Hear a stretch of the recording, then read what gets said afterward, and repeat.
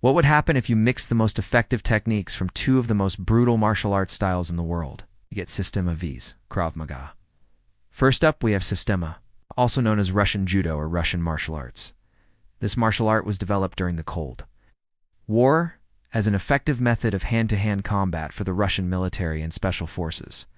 Because of its focus on real-world applications, it often blurs the line between fighting and survival. Practitioners are taught to use any means necessary to incapacitate their opponent, whether that be joint manipulation, striking, or even eye gouging. One of the most important aspects of Systema is its use of controlled breathing techniques to help the practitioner maintain focus and power throughout a fight. Unlike many other martial arts, there is no belt system in Systema. Instead, students are ranked by their proficiency with weapons and their understanding of the art's principles. Krav Maga is an up-and-coming martial art that has taken the world by storm. It's developed by Israeli martial artist and trainer Emi Lichtenfeld. It is now used by the Israeli Defense Forces and is practiced all over the world.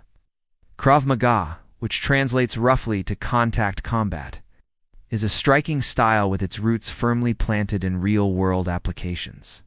Practitioners are taught to fight with and without weapons, and to stop a threat as quickly and efficiently as possible. One of the main differences between Krav Maga and other martial arts is its focus on aggression. Fighters aren't taught to hold back or to show restraint. Instead, they're encouraged to go all out in order to end the fight as quickly as possible. Now that we've covered some of the basics of each martial art, let's see how they stack up in an ultimate showdown. Striking. When it comes to striking, both Krav Maga and Systema teach practitioners to target the head and the throat. However, Krav Maga tends to focus more on quick, powerful punches and elbows, while Systema incorporates more kicks and knee strikes into its arsenal. Systema practitioners are also more likely to use controlled breathing techniques to enhance the power of their strikes. In a one-on-one standing scenario, Krav Maga's aggressive approach may give it the edge it needs to land a knockout blow before the Systema practitioner can get his bearings. However, in a group setting, Systema's focus on breathing and balance could prove to be more effective. By taking a few deep breaths, a Systema fighter can keep his strikes coming until one of them lands. Weapons. Both Krav Maga and Systema teach practitioners to use weapons effectively, but their approaches differ slightly. Maga tends to focus more on improvised weapons, such as sticks and bottles, while Systema incorporates more traditional weapons, such as knives and guns. This is because Krav Maga was originally designed for use in urban environments where combatants may not have access to traditional weapons.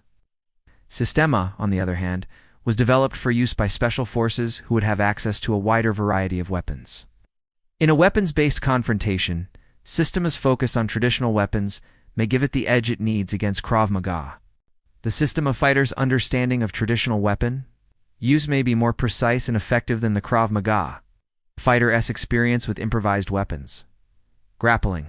When it comes to grappling, both Krav Maga and Systema teach practitioners how to take an opponent down and how to control and submit them on the ground. However, Krav Maga tends to focus more on ground fighting and submissions, while Systema incorporates more joint manipulation and throws. This is because Krav Maga was originally developed as a street fighting style, while Systema was used more for military and special forces applications. In a pure grappling scenario, Krav Maga's focus on submissions may give it the edge it needs to tap out its Systema opponent. However, in a real-world confrontation, the environment and the nature of the threat will dictate which style is more effective. For example, if the fight takes place in the street, Krav Maga's focus on submissions may be more effective.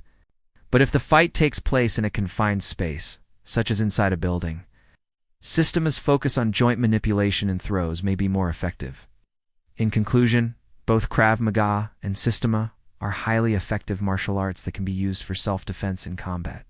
Krav Maga's focus on aggression and real-world applications makes it an excellent choice for those who want to learn how to fight effectively on the streets. Systema's focus on breathing techniques, joint manipulation, and traditional weapons makes it an excellent choice for those who want to learn a more comprehensive martial art. Ultimately, the best martial art for you will depend on your individual needs and goals.